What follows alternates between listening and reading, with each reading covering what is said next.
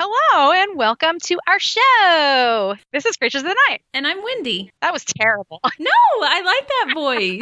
I thought that was kind of cute. That's my cute voice. Well, you'll never get it again. Well, I'm Chris, the non-cute voice. Stop it. And it's so funny because it feels like, for me, I don't know about for you, like it's been a while since we've done this. I don't know why. I know we just podcasted 2 weeks ago? It was 2 weeks ago, wasn't it? Yeah, it was 2 weeks ago. But so we record 2 episodes in one night. Chris's story and then my story. So when we get to my story, it feels like we've been doing this forever. Right. But starting your story, it feels like we've never done this before. Every single time. I'm just like, okay, what do we do again? How do we do this? We talk before this. We're always like, we better hurry up and get started. But then we end up blabbing about stuff for at least 30 minutes before we get started. But none of that shit is shit that people want to hear. It's like it's like our daily lives. Yeah, it's like, I didn't bathe today. My printer broke. It's out of ink. Right? Yeah, our regular shit. Exactly. Yeah, nobody wants to hear that. You're right. So let me tell you about my day. But that's what's so weird about getting started. It's like, oh, okay, let's stop talking about I need ink for the printer and where I can find it. You know, let's start doing this whole podcast thing and be interesting and fun. How do we do that?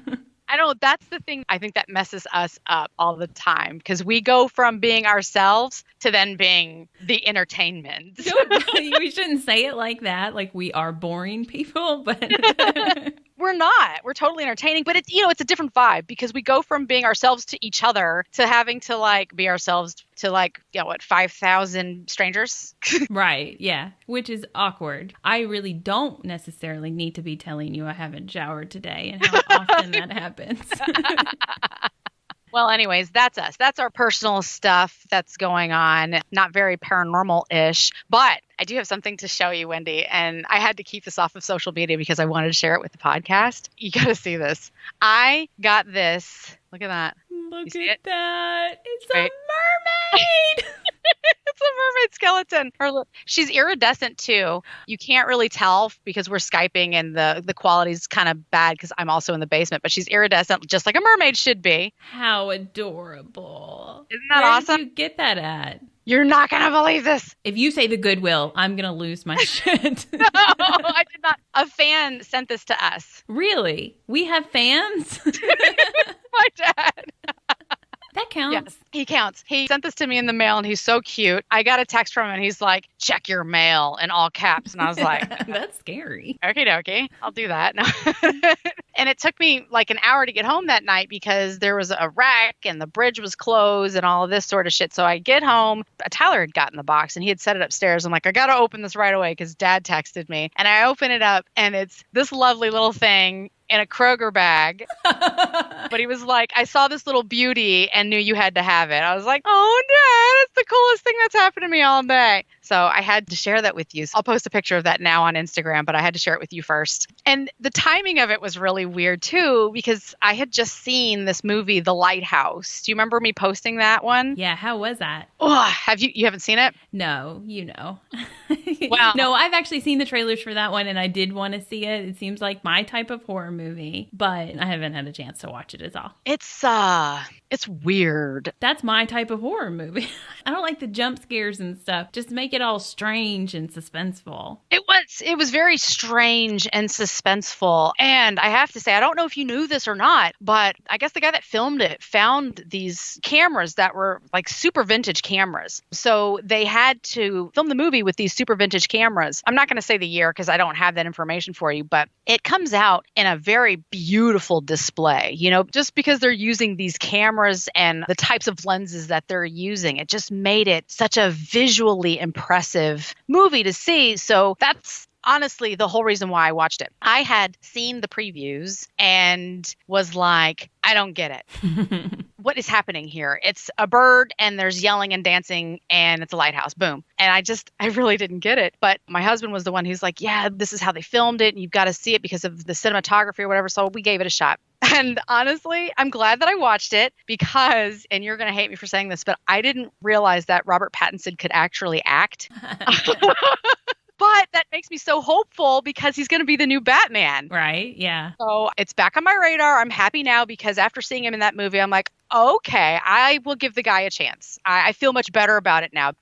In my mind, he was just always going to be the guy from Twilight. Yeah. And that was not my kind of movie. I know it was a lot of other people's movie, but it wasn't my thing. So that's how I always viewed him, as being that guy. I'm glad that he did this very strange movie because now I'm like, okay, all right, fine. I'll look forward to seeing him play the new Batman now. Yeah, I saw like 2 other films of his and they were pretty good. So when people said that he was going to play Batman, I was like, you're already on board. Yeah, I'm like, yeah. He can act. I can see it, I guess. He's really small to me, but Michael Keaton's not very big either. So no, right. And that's the magic of the cinema, right? They can make short, like Robert Downey Jr. guys look tall.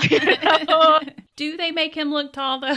Not until he's in that suit. Right. He's on platforms. And I think when he's next to Gwyneth Paltrow, she's usually without shoes because I think she's a taller lady anyways. Oh, yeah. So, yeah. So the movie was weird. That's really all I got for you. Again, it was pretty. So watch it at least because if you're someone who doesn't get their fair share of coastline, lighthouses, or seagulls, then you would be really impressed by this movie, right? Yeah. Seagulls. Yeah, right. Plus lots of farts. That's what that movie's about. Yeah. It's weird.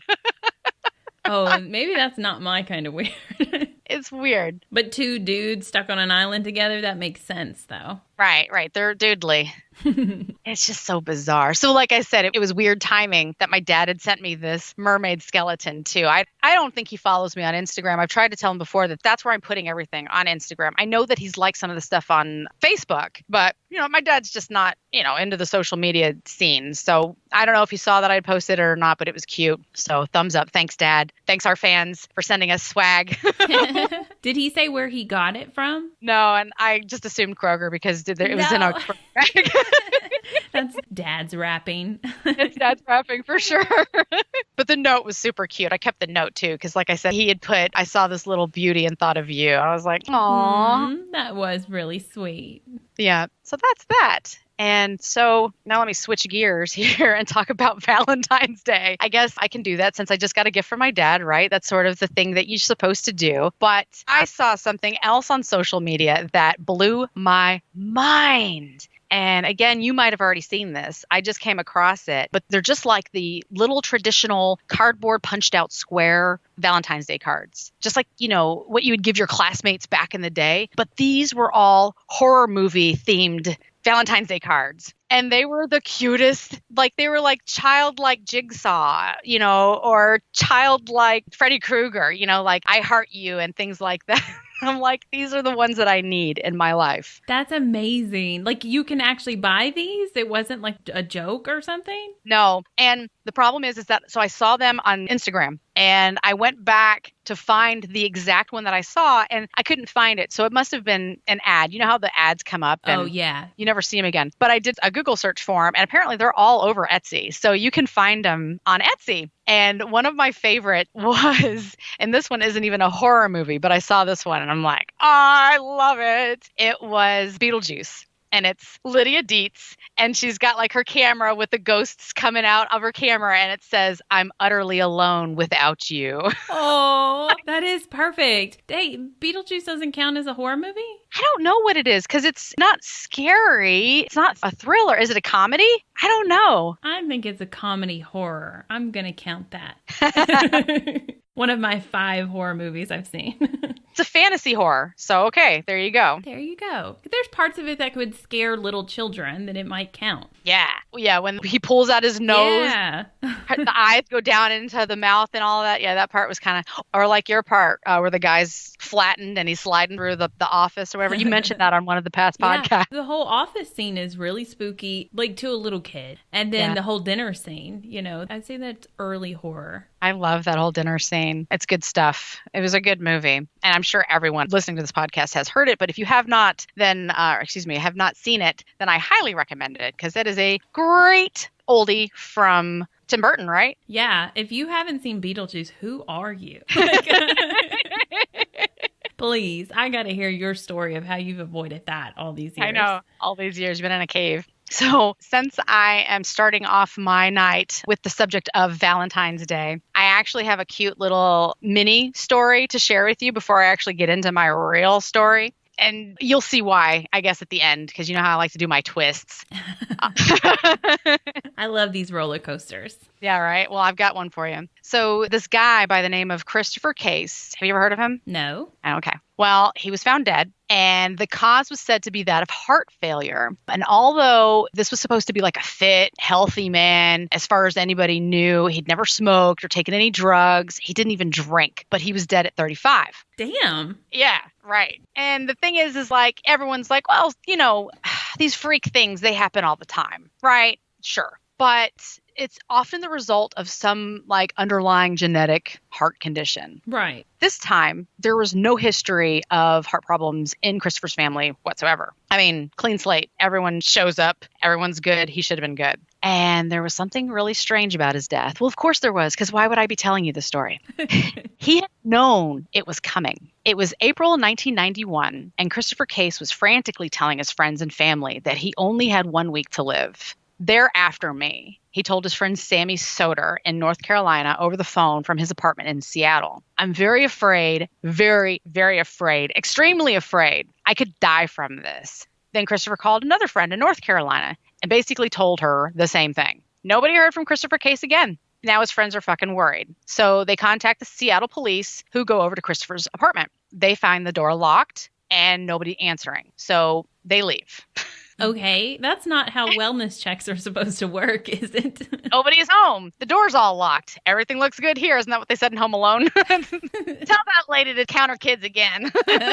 But they go back the next day, and I don't know if it's because the friends were like, you fucking just left, go back, right? So they come back the next day, and this time the door is open, and the police find Christopher's dead body inside. He was fully dressed and stretched out in his empty bathtub. Around him were the remains of 10 burnt out candles and crucifixes on every surface. Salt had been poured along the bases of the walls and door frames and made into a geometric pattern at the entrance to his apartment. There were books about witchcraft, the occult, black magic, and letters Christopher had written but never sent. In them, he claimed he had been put under a curse. When an autopsy was done, no evidence was found of foul play, of course, because they ruled it a heart attack. But police investigators continued looking into Christopher's personal life, which that's when they found something a little bit bizarre. Wait. All this other stuff wasn't quite bizarre to them. Right.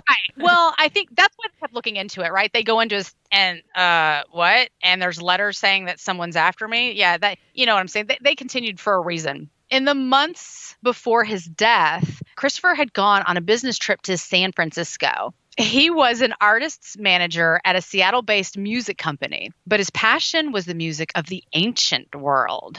And I wish I had a clip so that I could just tie it in right now. I was about to say, what does that sound like? I've got to get that album.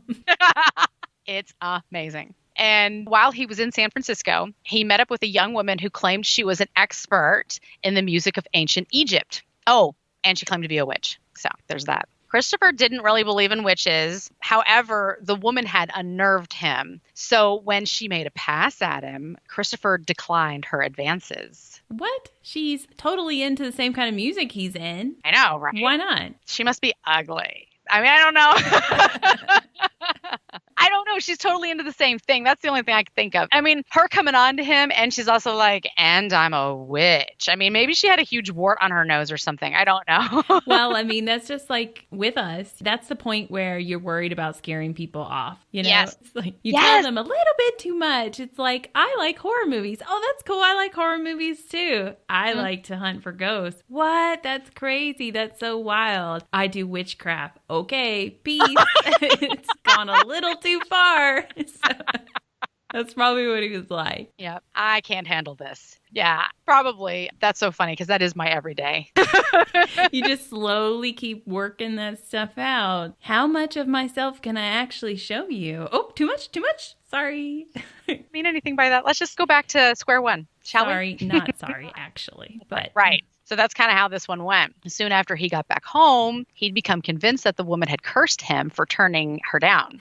And that's when he begins thinking that his life hung in the balance. So this is from Sammy, one of his friends. He says, he left a message for me a week ago Monday. Of course, this is several years ago, but that was just whatever. Sammy said to the police officers after Christopher's body was found, he said that what he was telling him was that he was afraid of the witch because he was seeing her at night. She was attacking him and cutting him. He'd wake up with little cuts all over the ends of his fingers. He would wake up in the morning to find his body covered in bruises, and he started seeing shadows moving all around his apartment. He called another one of his friends and said that he was going to stay in a hotel for safety, and that he talked about hiring someone to confront the witch. I don't know what that means. You can't just go get a bouncer. Like, yeah, he's going to go get like a hitman or yeah, just a mediator, you know? Right. Yeah. Look, he's not into you, so just drop the witch shit. So yeah. Then there was the salt. Since the earliest of times, salt has been used as a protection against unwanted psychic phenomena. We all know that. Christopher only knew about that from the books that he'd obtained recently because he was so fucking freaked out that this witch was going to kill him. He used the salt all around his apartment and started obtaining these crucifixes for protection as well. Do crucifixes work against witches? Where did you ever read that? That's vampires, sir. You're mixing legends. That could be why he died.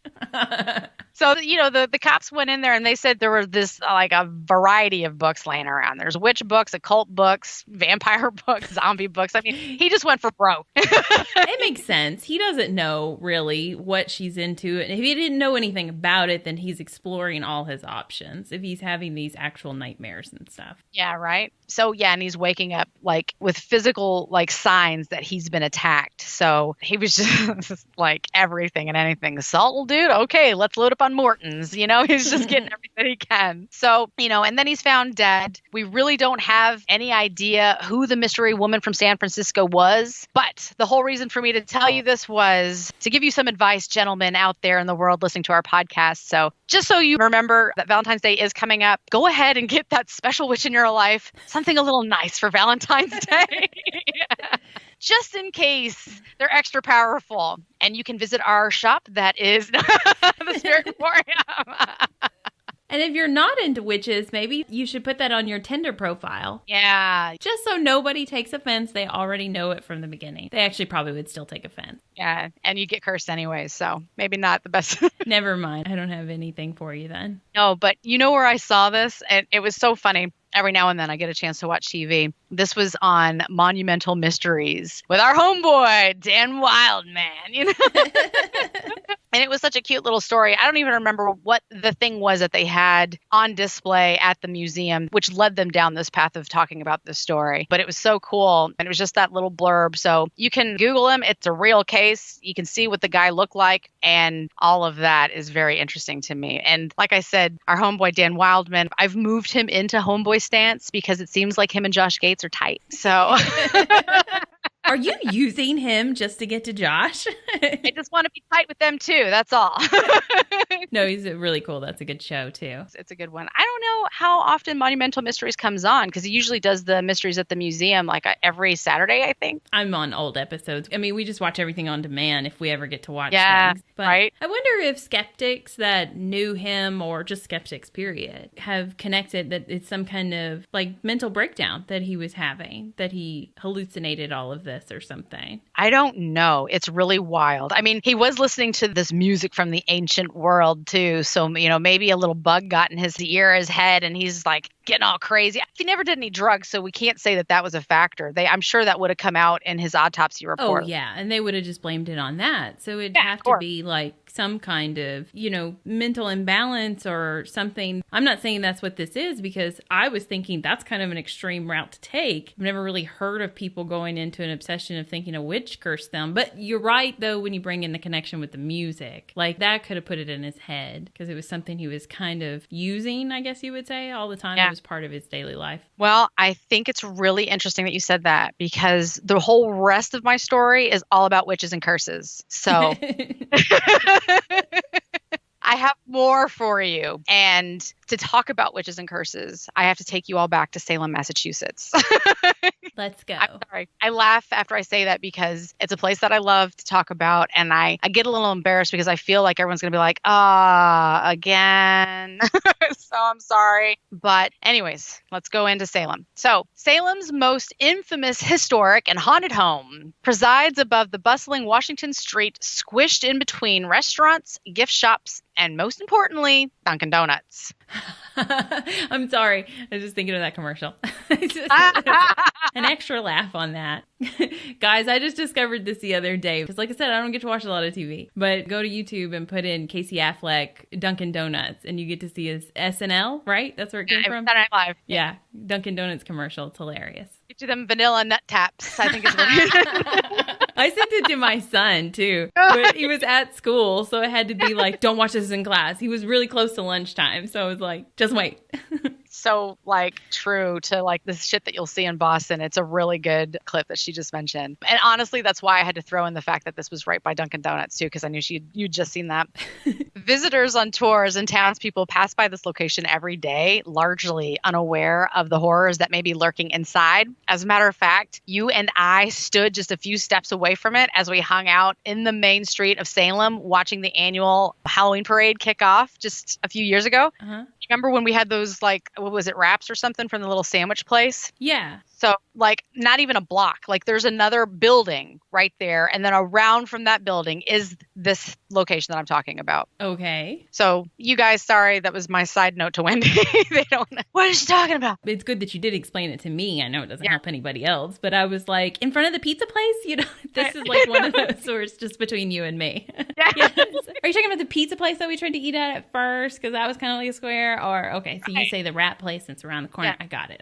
Okay. Exactly over there. Many Salem residents are very aware of its history and will sometimes whisper tales about the land's former owner as they pass by. But most people walk by it completely unaware, as it's not advertised like many other things that are in the Witch City. The Joshua Ward House occupies land that was once owned by the cruel witch trials high sheriff George Corwin. And it has been said that he used his private home as a sadistic torture dungeon for the innocent victims of the witch hysteria, and that his violent spirit still stalks the land now, hundreds of years later. The Joshua Ward House was constructed on the foundation of Corwin's home in 1784 for a wealthy merchant. So it sits at 148 Washington Street, and what you'll hear from the serious historians is that the interior woodworking was done by famed architect Samuel McIntyre, who was the same man responsible for the monumental Golden Eagle on the Salem Custom House and the majestic mansions of Chestnut Street. And they're just so damn cute. Cute. So during the golden age of Salem was not as developed, and the waterfront could be viewed from the Joshua Ward House. And the Joshua Ward House was such an important fixture to the area during that time that when George Washington paid a visit to Salem, this is the house that he stayed at. Ooh. Right next to Dunkin' Donuts. And now we know why I stayed there. No, I'm kidding. If that Dunkin' Donuts was there back then, it would be haunted too, I'm sure. For years after his visit, they had put a bust of President Washington in the window, and people passing by would actually think that it was one of the spirits haunting the home. Exactly what I want to do. The Joshua Ward House was once the Salem hotspot for paranormal investigations. According to an investigator, and we are going incognito here to protect their identities, so we'll call the investigators Barbara. We can be silly and Barb for short, and her skeptical partner, Johnny, just because I like that name. Oh, Johnny.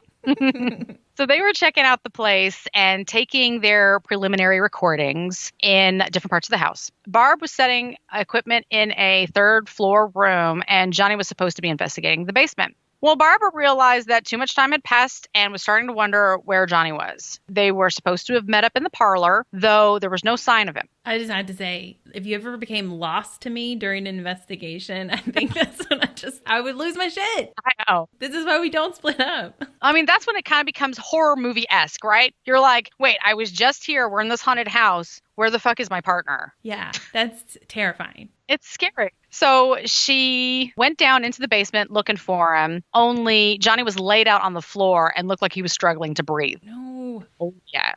Barbara quickly moved to him and put him in a sitting position, and then she shook him into consciousness. So I put a note to myself, do not investigate with Barbara because she sounds a little Like, where'd she learn that from? wake up, Johnny.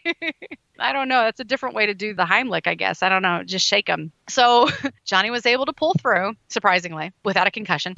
And while tears streamed down this poor man's face, he said that as he started poking around the basement, he was struck from behind and his throat was seized. He whirled around to face his attacker, but there was nobody there. And yet the strangling sensation continued. He said that it felt as if someone was attempting to choke him to death. Johnny said that he had tried to call for help, but he couldn't make a sound, and his invisible assailant continued to hold his windpipe. He said that it felt as if two vice-like hands were wrapping around his throat, trying to choke him to death, and he felt himself fading. His vision broke into black sparkles, and his body went limp, and then he passed out. And then, as you know, Barbara found him all laid out on the floor like a rag doll. As Johnny was being revived and he started telling a story, Barbara could see that his neck had massive bruising consistent with what is usually seen on victims that have been violently choked. And apparently, Johnny said nope to all of that, and that was his last paranormal investigation. I think yes, that might be it. Like, I'm good. I don't need any more of that. But first of all, you're getting choked out by a spirit, and then your partner comes out and starts shaking you.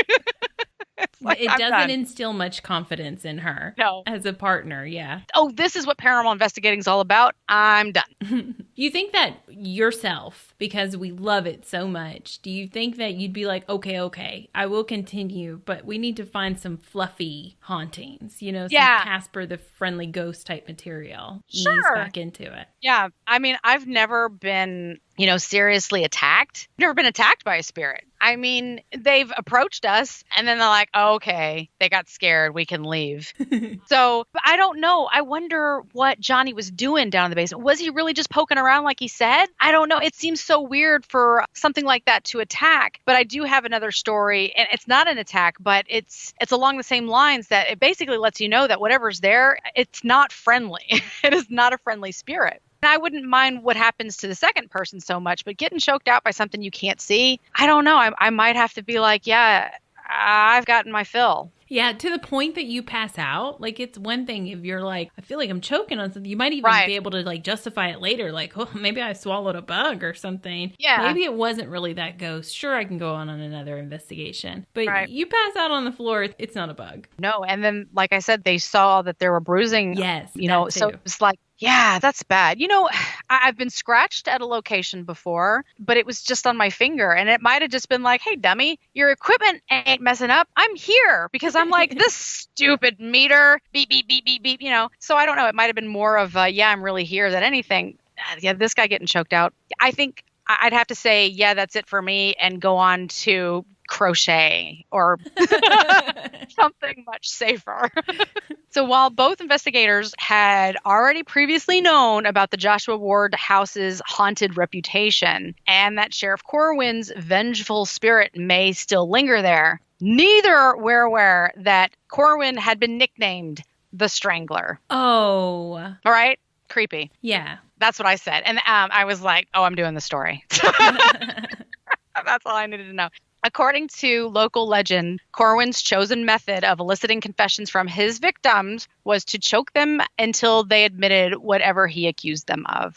So, and a little bit of a disclaimer here, because this part's kind of grody. Skip ahead if you're the squeamish sort. So Salem lore says that Corwin would strangle his victims until blood flowed from their mouths and that their eyeballs would nearly pop out of their skulls. Where is that coming from then? Like he's popping blood vessels? Yeah, of course. If you've heard of that before, that's what happens, that the blood vessels pop. Oh, God, dude. What a creep. It's been said that Corwin did not just interrogate suspects for the purpose of gaining information, but he relished it. Like, he really enjoyed their suffering. You don't go to that kind of level and not enjoy some of it because there are so many other ways to go about it, I'm sure. I mean, I don't know. I don't have like a list or anything, but I'm just saying there's other ways that you could have tried to interrogate them without you physically putting your hands on them. Like who has the strength and kind of the stamina, I guess, for something like that if they're not enjoying it. Oh, yeah. I feel you. I could see just having a simple chat at a table, maybe with the old school light, where were you on the night? I could totally see that. It's just not in my nature to go the route of viciously attacking someone. He did. He clearly enjoyed it. What a weirdo. And he was a sheriff too. It's like, oh, Jesus. So even though there's no concrete proof, it's been long suspected that Corwin would haul his victims out of the witch dungeon to his private home and interrogate and torture them in the comfort of his home, where he could then treat them more sadistically than would have been allowed in the dungeon. I know that little witch museum what was it called? It was just Witch Museum. It wasn't called Witch Museum. It was like Witch Dungeon Museum. Witch Dungeon Museum, yes. I know that it wasn't the real thing, but if it actually represented the way that it looked, that's pretty fucked up that people would have to go there and then worry about getting taken to this asshole's house. Yeah, exactly. Like, no, I'm good staying in my little closet of a space. Yeah, right. Oh, sheriff's here. And I'd be like trying so hard to hide behind everybody else. Like, I'm good. Now, there's a tour group in Salem which holds nightly tours and does paranormal investigations. And they are the Spellbound Tours group. And no, this is not the same group that we went with to investigate the Salem firehouse back in 2016. That was actually Paranormal Salem, just so you know. Amazingly, I actually knew that. You did? Well, no, I knew that wasn't the group when you said Spellbound. I'm like, I wasn't sure. I've been like looking through my emails for like days. I'm like, who is it? Because if it was them, I'm like, that's sweet. High five, paranormal investigator. But no, I finally found it today, as a matter of fact. I found like their a confirmation. And like I said, it was Paranormal Salem. So anyways, the founder and former head investigator of Spellbound Tours, Molly Stewart, had her own close encounter of the Joshua Ward house. Molly had conducted 2 previous trips to the house. She'd taken pictures and collected stories from different employees, but had not been able to capture any paranormal evidence. So on her 3rd trip, she wasn't really expecting much, if anything. She was alone in the house and had set up audio and video recording devices in many of the rooms, hoping that this time, fingers crossed, we'll get something. At the close of the investigation, she collected her devices and brought them back to her office. When she played back the tape from the basement, her blood ran cold. A rough voice growled out the phrase, "I just want to keep you." Ooh. Yeah. Molly then checked all of the surveillance footage, but found that there was no physical person in that room where the eerie audio had been recorded. There was no background distortion. The voice on the tape was distinct and clear. And yes, you did hear me correctly. I said tape. So if you're ready to pull this one up on YouTube, don't bother looking for it. I couldn't find it. Maybe she wasn't able to transfer it to YouTube from her cassette. And folks, that's why we go digital. And I'm just joking. I mean, I have a cassette recorder too, and it's super loud and distorts everything that is recorded, which is why I have it in the Creatures of the Night Hall of Fame instead of in my equipment bag. What year was this? Oh, shit. I don't know. Maybe 2005. Okay. But she could have had a digital recorder. She was just choosing to use a tape recorder. Yeah, I did read where that was her choice. Like, she preferred to use the actual cassette. And I've seen that before. A lot of investigators did back in the earlier days when we started out. I don't know if that's still like a prime choice, but I get where they're coming from, because it's like it's imprinted in the tape itself. And if you only use that one tape that one time, you're not recording over it. That's, the holy grail of the EVP that you're catching, right? Whereas digital, you'd say, oh, you could record over that file so many times that it actually could be something bleeding through. You could be picking up interference here and there. I totally get where they're coming from. And that's why these investigators choose to use a cassette recording. But oh my God, I actually have it right here.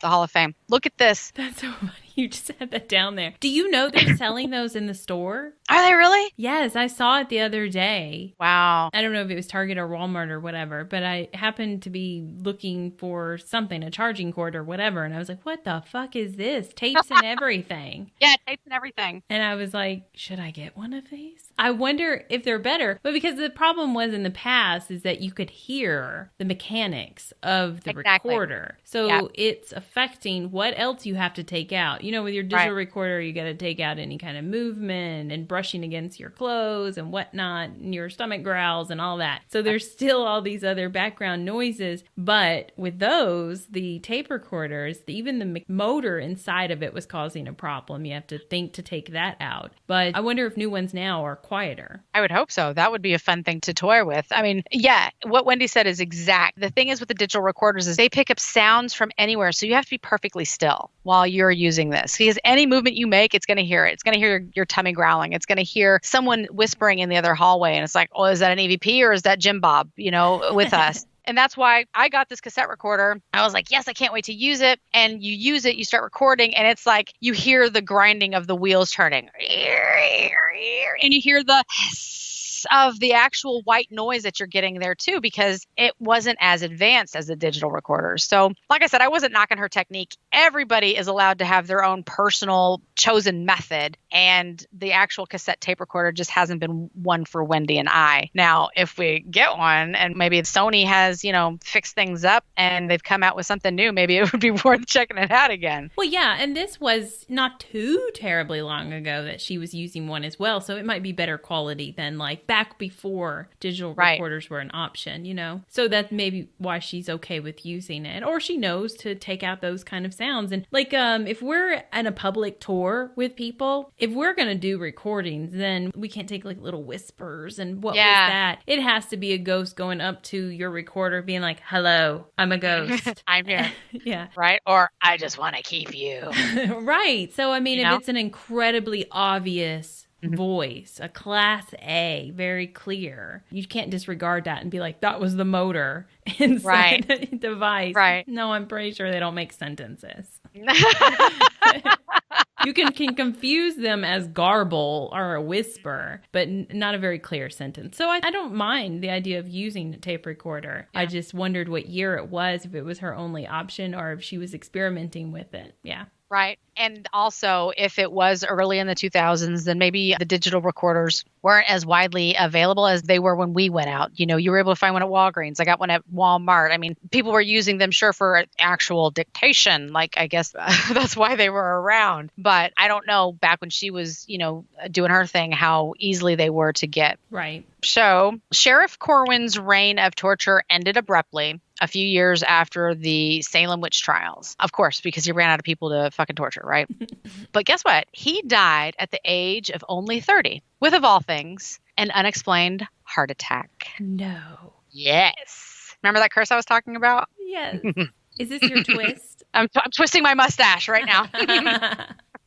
So, some people believe his death was caused by a curse placed on him by Giles Corey. So Corey had been accused of witchcraft, though he refused to plead innocent or guilty. And without a plea being entered, his trial could not proceed. Corey believed refusing to plead could stall his trial, and he would be able to wait out the witch hysteria and eventually walk free. Sheriff Corwin was not about to let that happen. You look like you have some questions. Do you have questions for me? No. Okay. Sorry. That's my listening face.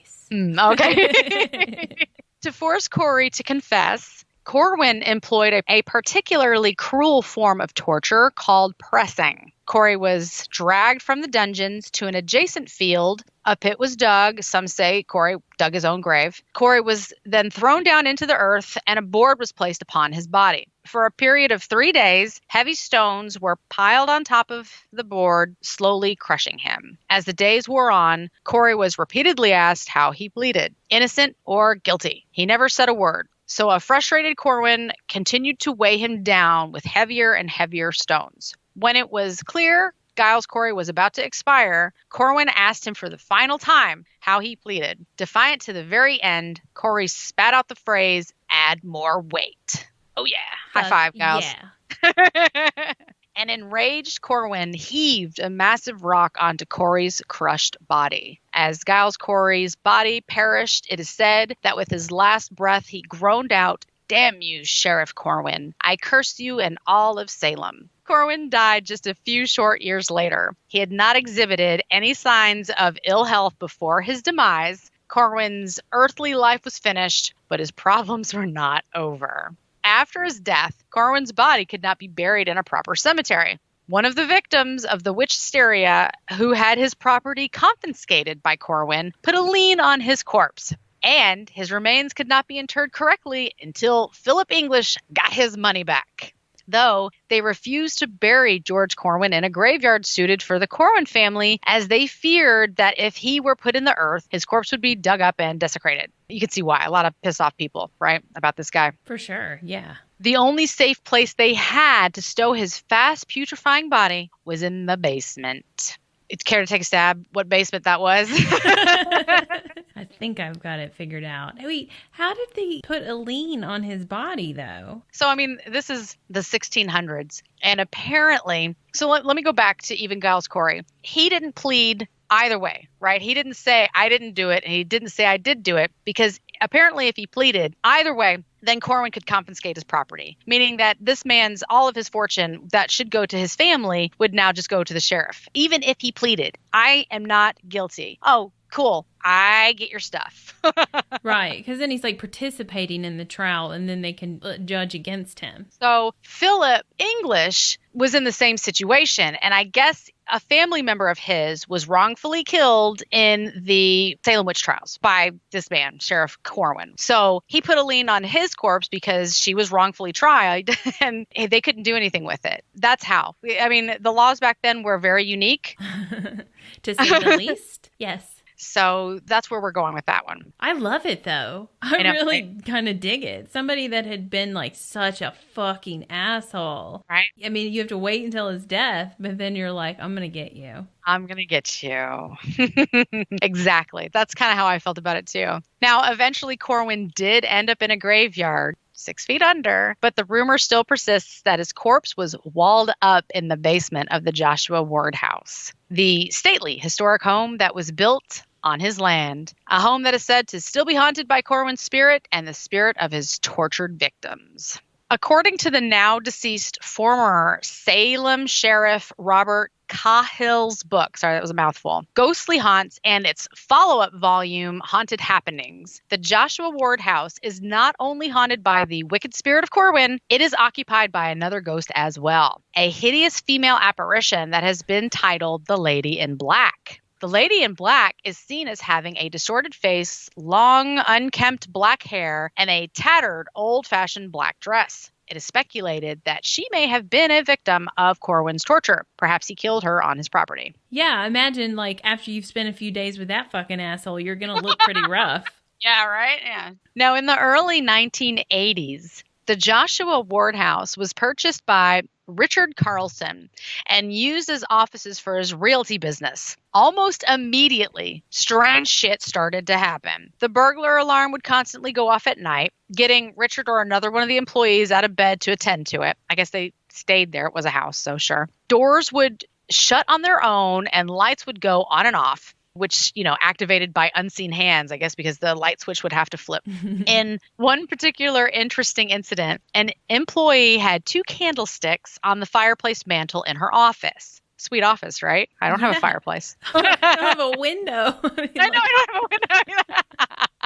She unlocked her office one morning. She said that she noticed that her candlesticks were turned upside down on the mantle and the candles themselves were actually on the floor. One was bent in an S shape Ooh. And the other in a boomerang shape, as if they had been melted and then manipulated. They'd have to be if one was bent into an S shape because you can't get wax to do that. And I wonder if the other one, the one that was a boomerang, it was like, I'm tired of melting wax. So they just went with the V. This is hard. Another odd incident happened to Richard Carlson when a land graph that he was asked for floated out of its storage closet. No. And landed softly on the ground in front of him and another witness. 2 people saw that shit. Yet the most well-known ghostly manifestation at the house is, of course, the witch photo. When did you have your cell phone handy? It was funny the way you looked at like you were lifting something heavy. I thought you were just going to put a frame right in front of me. And here it is. Forget this technology shit. Just look into the Skype camera. All right, it's sent. Oh my God. Someone would say which photo? I would say Tina Turner. No, Diana Ross. That's who I'm trying to think of. Sorry. That's some Diana Ross hair. 100%. Her face does look a little fucked up. Like she got a snarl going on. But yeah, that hair that's beautiful. That is some wild hair, right? Yes. Just that snarl is quite alarming. It is quite alarming. So the picture is a little bit blurry. A little is underestimated. It's very blurry, actually. But you can see her features of her face. Her fingers kind of look long, but again, the picture's blurry. So Dale Lewinsky, and an employee of Carlson Realty, was taking Polaroid photographs of all of the employees. The photographs, which were simple head and shoulder shots against a white door frame, were to be displayed on a holiday door wreath for the office. All of the photos came out fairly normal until Lewinsky got to Julie Tremblay. The photograph is interesting enough, but there's an alleged eyewitness account too. So check this out. A woman that was there to inquire about an apartment in the office, and while her realtor was on the phone, she happened to glance down the hallway and into an open office. What she said was seated there in a chair was a woman with long dark hair wearing a long gray dress. Others around apparently didn't even notice the woman, and when she turned back to look at her again, the woman was gone. I guess she wanted to get a second look. She's like, what's going on with that hair? Oh, she's gone. Oh, okay. Maybe she's going to tame that. So, yeah, that picture is supposed to be very famous. A lot of people apparently have tried to debunk it, but have not been able to. Of course, I show it to my husband, and he's like, double exposure. Double exposure? That's what it says, double exposure, clearly. So the part of the photo that you sent me is just of the spirit. Is there a larger image with, like, the employee in it, or... I have the employee here. I can send you that too. Because this is a flat out person, basically. I mean, I realize it's not a person. They weren't there, is what they're saying. But you have to understand, we talk about photos and we help post other people's evidence all the time. And we're like, look at the little blob in the corner. Doesn't it look like it has an eye or a face? This looks like a flat out person. Diana Ross in the background. She looks really rough. So is the woman in the image of this photo or no? This is the employee they were trying to take a photo of? Yeah, this is Julie Tremblay. This is the woman that they were trying to take a picture of. And no, she's not in the image because they thought that they had taken her picture. They set all the pictures because they were Polaroids, and they're out there, you know, doing their Polaroid gray to gray black blobs to black blobs. You know, it mutates over a period of time. And then they're like, what the fuck is that? Okay, who are we missing? So they didn't get Julie's. I'm sure that they went back and took a picture, or maybe they didn't. Maybe she saw that and she's like, yeah, I mean, The Ring hasn't come out yet, but that's going to be a scary movie. And you're not taking my picture again. That's some bad omen shit right there. Right? I'd be like, no, that's cool. I'm Diana Ross now, guys. That's all there is to it. I would be proud to be the spirit. Mm-hmm. But the photo that we're talking about, it looks like a woman with wild Diana Ross hair and a black dress. Her hands are really light. They're really white. Her face is darker than that, except for that snarl that you don't know if it's teeth or like a distortion in the developing. But yeah, I mean, it looks like it could be like a legit person and it's just completely out of focus. I don't see how someone could say it's double exposure. Double exposure of what? Of a ghost? Well, and the thing is, like, her hair didn't look like that at all. So if it's double exposure, shouldn't her hair still be kind of smooth and like with that 80s flyaway, like Farrah Fawcett style hair? She shouldn't have that humongo. What would you call? I mean, it's not a fro. It's just extra frizz. It's a lot of very. It looks like curls and stuff like that. I mean, like, and her hair is straight as can be. Yeah. So I don't see it. I don't see how it could be her image and create that hair. I mean, L'Oreal makes some pretty crazy claims, but there's no way they could add that much volume. I'm just saying. That's incredible. So former employees at the Joshua Ward House have added their own strange tales of how they would be sitting in their offices alone, working after hours, as we do sometimes. They say that even when they knew for a fact that they were alone in the office, they felt like it was occupied. Like they just had a sense that there was somebody else there. They would also catch a glimpse of something from their peripheral And they would see it in the hallway, and what they would see out of their peripheral is a shadowy figure that was kind of gliding past. Of course, they'd look and there would be nothing there. You know what's so weird? That happened to me this week too at work.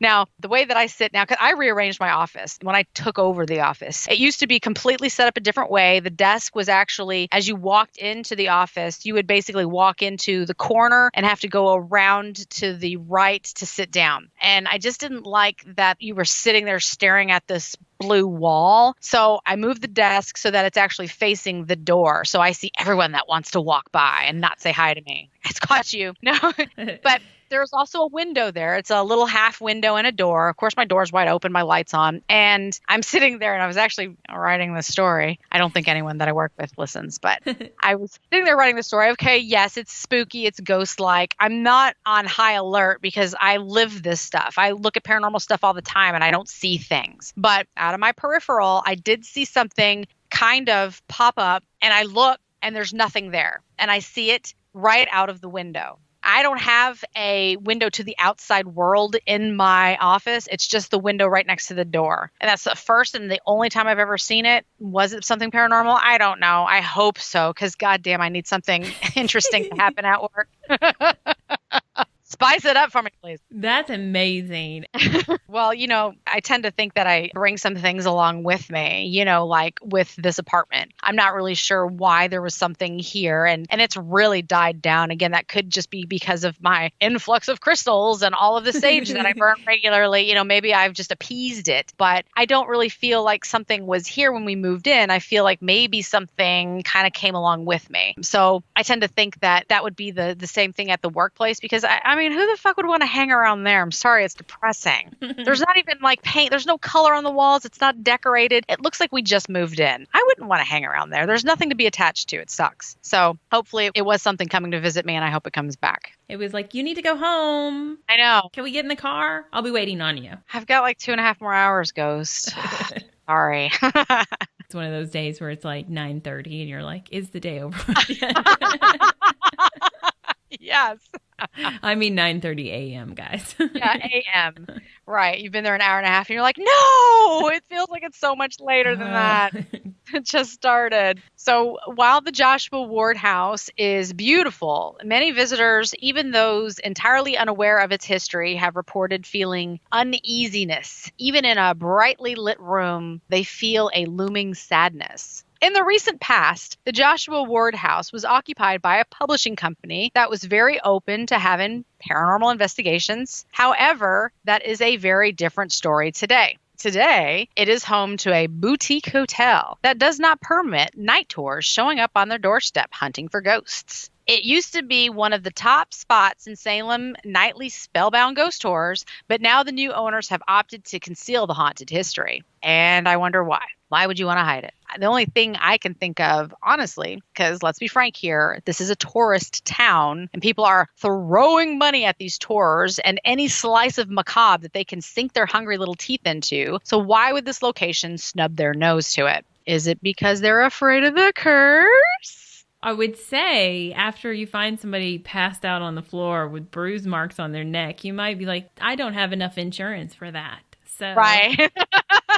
We're not doing that. It was really frustrating to me to find that out because I'm like, oh my God, this place has so much history and it is dark. And maybe they just don't want to associate with it because of the whole curse thing. And that's really the only thing that I could think of. And so just going back to Giles Corey for a moment and his curse, because I just need to add a little bit more to his legend, the apparition of Giles Corey will appear and walk around the graveyard each time a disaster is about to strike the city. And most notably, he was said to have appeared the night before the Great Salem Fire of 1914.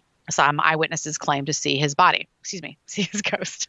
Was a body just walking around? What? I mean, that'd be like zombie apocalypse, right? Right. Also, the position of sheriff of Essex County was said to have suffered from the curse of Giles Corey, as the holders of that office since George Corwin had either died or resigned as the result of heart or blood ailments. They think that the curse was broken when the sheriff's office was moved from Salem to Middleton in 1991, but they don't know for sure. So we'll just wait it out, see if anything happens. So are they saying that Giles Corey is appearing as a warning that something's about to happen, or he's the sneaky one doing it? He's not the one doing it. It's being told as honestly like an omen. Right. Okay. You see this guy, this flattened out dude that's wandering around, some bad shit's about to happen. It might be to you or it might be to this town. You know, he said those words and bad things kind of happened to every sheriff that was in charge until about 1991. And there was more than just the fire. There was a couple of other things that happened that they were like, oh, it's got to be the curse. And you know how curses work, right? You know, once something has acquired that label, then, oh, it's the curse. Fuck, I can't open this jar of pickles. Ah, the curse. You know, fuck, I stepped in dog shit.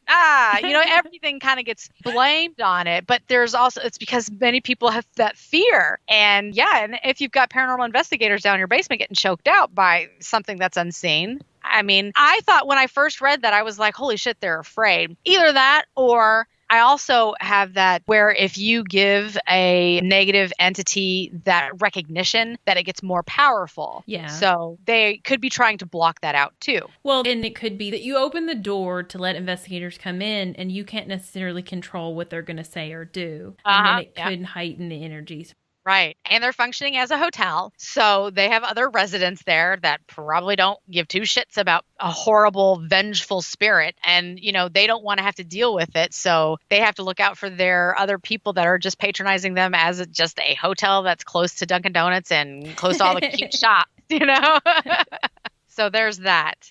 Now, the Spellbound Tours group was really a big player in where I located much of this information that I used for my story. And I really wanted to point out just how investigating the paranormal, they were able to gather these stories and some of the rather mysterious history of this location that would otherwise be lost in the business of the downtown area. You know, it just became a hotel. And if they hadn't put that out there for me, I would just, there's a hotel next to Dunkin' Donuts. I wouldn't know anything else about it. Or you'd have to be a local to really know those kind of stories. So I thought that was really special, you know, that they took the time to share this amazing history. And I wanted to give them a special thank you as they are owed credit for their research on this. And no, I do not work for them. Would love to, though. It sounds like, you know, awesome.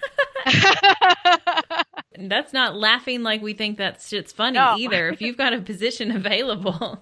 Call me. I'll link my... No, I'm just kidding. You know, I just like to appreciate those that appreciate the paranormal. So you can find Spellbound Tours. They're on Instagram and Facebook. It's all one word. They made it easy, Spellbound Tours. I could not find them on Twitter, but that's probably because I don't really know what I'm doing. Well, some people put like really unique handles because others are taken and stuff like that. So it's hard. Right. It might be Spellbound Tours 1313 Salem. Right. Yeah. You know? So hopefully one day I'll find them if they are out there and I'll share that. But also the book that I mentioned was by Robert Cahill and it was called Haunted Happenings. And this is so funny. So this is an oldie and is actually the whole reason why I wanted to tell you this story. So here I am and I'm going back in my memory. So just come back with me. And here I am in Salem, Mass, years ago. And I'm in a gift shop looking through their books, like I'm pilfering because this is what I do. I scavenged for goodies. And from my memory, it was the shop that is connected to a museum, but not the witch museum. I think it's like one of the vampire museums or like just a horror themed museum, whatever.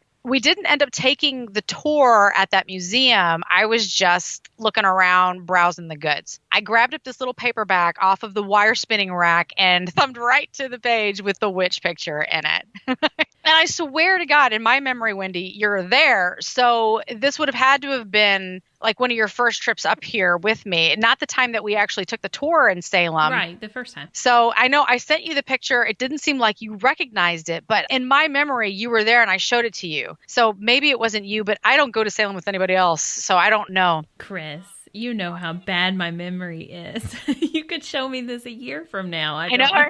I'd be like, wow. Wow. Who's it look like? Tina Turner. No, Diana Ross. I'd say the same damn thing over again. Okay, so a year from now, I probably will remember this. But it was 6-7 years ago that we first visited. It was a long time ago when you guys first came up here. And I mean, I really do feel like it was with you because I remember opening this book and going right to the witch page and was like, what is this shit? this can't be what, but I remembered that picture this whole time. As a matter of fact, I went to Salem today hoping I could find that book again. And you can't find it now in Salem because it's an oldie now. And all they have is like the new stuff that's out there. However, you can snag a copy of this used on Amazon for $5. Holla, holla. Nice. Oh, that's great because I didn't have to pay full price for it originally. And I'm a cheapskate, so that works out well. Win-win. So clearly, I got some of the additional information from my story from that book and from the internet. But anyways, that about wraps things up for me. All I have left are our shameless plugs. So if you listen to the podcast, did you like it? Please leave us a review. We cannot express how much we love hearing from our listeners, especially those that rate, review, and subscribe. Got any details on the Joshua Ward house or hauntings in general? Drop us a line. Write to us at creaturesatnightparanormal@gmail.com. Want more witch stuff? Who doesn't? Check out some of our amazing products on the Spirit Emporium on Etsy. We are also on Instagram under the same name, but if that's too much to remember, don't worry. We have everything you can think of under one roof. Find us on the World Wide Web under creaturesatnightparanormal.com. And you don't even have to go all the way to Salem to get witchy stuff. Exactly. That's what the internet's there for. Just like today, I went to Salem looking for this book, left Salem, not too totally disappointed because I did actually find the grave of Judge Jonathan Corwin and Sheriff George Corwin. So I'll actually have those pictures to post. They were not in any of the regular cemeteries in Salem. They're at a separate cemetery it's in Salem, but one I didn't even know existed. So I was shocked as shit to find that out today. I got to roam around the cemetery, a new one. That's like one of my all-time favorites. Like, that's my hiking exploration. I walked around a cemetery and I had to pick up my legs because, them stones are small and you might step over.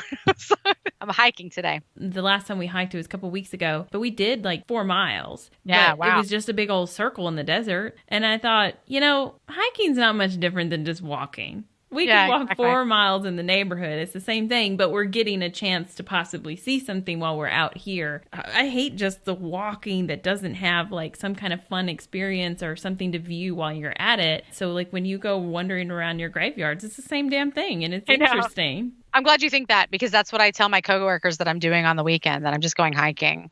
They don't need to know that I'm hiking around graveyards. No, I just leave that out. But I pulled a Chris. I knew that when I went to Salem today that was one of the things I had to do was find his grave marker so I could take pictures for the story and obviously the house itself. But I knew where the house was. It was very clear from the description. All I had for his grave marker was a picture and houses so I could see what should be around it. And I'm like, well, clearly he's buried at the Charter Street Cemetery. That's where everyone's buried. Let's go there. And I go there with my husband and we're wandering around and he's like, where is he supposed to be? So I pull up the picture. I'm like, yeah, so there's no houses that look like this over here at all. So I'm like, he's got to be at the other one. Let's start walking. So we start walking and we go over to the other one that's like around by that church that has like the little headstones like in front of the church itself. Yeah. So I go to the cemetery over there and from my angle, you have to kind of go in through the fence. So my husband's like, what are we doing? It's fine. I take my son through here all the time. Don't worry. Let's go. So we go into the cemetery and he's like, now where is it? And I look at the picture and I'm like, okay, there's houses around here, but they don't look anything like this. I'm like, shit, he's got to be over here somewhere. And he's like, how is it that you dragged me all the way to Salem and don't even know where the fuck we're going? I'm like, because I like Salem. I just figured it would come to me, like always. So we do a little research and find out that it's 15 minutes in the other direction. We drove around. We found the new cemetery that I'd never seen before. And right there, right in the front of the cemetery, they have a marker that says, hey, guess who the fuck is buried here? Some people that are kind of sketch. They did some bad shit. Go find them. So I went right to it because, from the picture, it was the only one in the cemetery that had this tomb. So it was easy to find once I got there. I just dragged my husband all over Salem for no good reason. I love how you just tricked him into this. When he first saw that you were just trying to match up a photo that you saw online, was he like, what the fuck? Yeah, pretty much. I would assume he's on his phone trying to actually Google this shit and being like, we're in the wrong place. I know you want to make your intuition pop in here, but Google says. So the funny thing is that he's actually used to this because I do this all the time. And he just lets it go. Yeah, it's so funny because you would think that he would have learned by now. I don't know. I have an intuition that I hope is right. I know generally the area that we're going to go. And from there, we just find it. That's pretty much how, like when we went to Spidergate Cemetery. And this is kind of a weird one. You have to go down some back roads and you're supposed to park like on the back road. Then you have to walk through the woods. So it's kind of sketch. And I was really happy that he went with me because it's like, all of that seems a little Blair Witch to me. Can I have a partner to go with me? Thank you. I get killed. We get killed together. Thanks. But yeah, this happens all the time. There's even like a ghost town in New Hampshire. And Brandon, he sent me the link at one point. He's like, hey, have you heard of this? I was like, yes, I have heard of it, but it's like an hour and a half away. So it's on my list of things to do. Well, we ended up going to it and we're driving. And he's like, so where do we go? And I'm like, just up here, we're going to turn. Turn. He's listening to me. And when we turn and we go down this road and he's like, so where is it? I'm like, I don't know. It should be like right here. And he's like, are you navigating? I'm like, no. So we were close, but we had to go around to get to it. So that's just how I do things. And the funny thing is where I work, my office, it's not a locked door. And we have people coming up there all the time. Like, is this Suite 200? Is this the eye doctor? Is this the pharmacy? I'm like, no, this is a place of business. It says right there, Suite 180. And every single time someone leaves, I get super pissed off. And I'm like, Google Maps, dude, fucking come on. Yet here I am, just like, I'll use my intuition to find it. My inner aura will lead me. That's what they were doing to get to the doctor's office. They're doing. And you're judging them. I'm judging them. No, I'm screaming at them to get out of the office. And here I am, like, my husband's such a good guy. He's like, where the fuck are we going? I'm like, I don't know. It's Salem. Let's just wander around for a little bit until we find it. He's like, we don't have that much time on the meter. So gotta make it quick. Let's get going. So we found it. Needless to say, it's a cemetery that I'll have to take you to because you haven't seen it yet. Well, you'll see some pictures on Instagram, but next time you're here, there's more things in Salem that I find out all the time because again, I'm not that good at researching stuff until way after the fact. Hence the Joshua Ward house. I mean, everything in Salem is haunted. Are you supposed to know every single one of the things? I go to Tombstone a lot. I don't know every single building's history, and they're all supposed to have one. So, I mean, it's fun that you've lived up there for 8 years almost now, and you're still learning things. So it still makes going there interesting and fun, and because it's like a new discovery each time. I really enjoyed this story. I dig it. I'm really glad that you did because, again, I felt like as soon as I start talking witches, Wendy's going to be like, damn, does she ever talk about ghosts anymore? Can we just please go back to the paranormal? No, I love that stuff. I loved all of that and the ideas that they had. It was just total bullshit, really. I mean, it really was. I truly believe that it is possible for people to carry powers. A lot of witches is just using, the right herbs and mixtures and whatnot, and then it's a prayer and it's a belief and it's just a ritual of things that are supposed to bring on positive or negative energies if you're that kind of witch or whatever. Yeah. But I actually do think that there are some people that can go a step above that and do some shit, Yeah, right. And have some powers. But back then, that whole thing, that was all fucking politics and stealing people's land and just being super shitty. Yeah. I mean, so what kind of emotions did that put out? And then what happens to their spirits and they're left behind in this town? And it's all just there. Yeah, it makes it a super haunted town. Yeah. Which, I mean, the history, it's bad. It is something that happened, though. And I think, honestly, it's good to keep it alive. And I mean, my God, I feel like in my spare time, and Wendy, I'm sure you feel the same way, that we're becoming these little historians on different places, And it's fun. It's fun because I like knowing the deep down secrets that these places kept hidden from everyone from so long. And that's why I wanted to really extend my appreciation to that group for going the extra mile and doing the paranormal research at this one place because you can't do that anymore. They don't want you to. They won't let you. Maybe because of the curse, maybe because of liability reasons. But we get those little tiny pieces of history, information as we go along. And it is fun. Like you said, every time I go to Salem, I learn something new. So I'm glad that you liked the story. I hope that our listeners did too. And like I begged them earlier, hopefully they will rate and review and subscribe because that's all that we ask from our listeners on top of everything else that we ask them to do. You don't even have to do all that other stuff if you would just tell us how. I mean, we'd love to talk to you if you've got a story to share. Oh my God, yeah. I think that's actually top on the list is just to communicate and talk with us because that's the whole reason we do this is just to expand our, I guess you'd say network, but the rating and the review helps us make the show better. We will take good and bad to help improve the show to make it something that you enjoy. Yeah, definitely. It's like PBS. It is absolutely like PBS. And if anybody wants to donate as well, we're going to be working on that Patreon soon. Yeah, right. Pins are a-coming.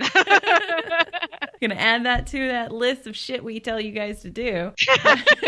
But that was a great story. Thank you so much for sharing it with me. I never get sick of witches, and I don't think anybody else does. Anybody listening to this show does either. So thanks. Awesome. Good. You're welcome. Next time I'll have to mix it up and pull on some aliens or something. I can't wait to have you do an alien one. You know, really? I just fumbled through one. I want to hear you do one. Shit. Yeah. Well, cool then. All right. I've got a backlog, I think, of things that I have to do. I guess I need to get on with my alien story. So more to come on that, guys. And again, thanks so much for listening. All right. Bye. Bye.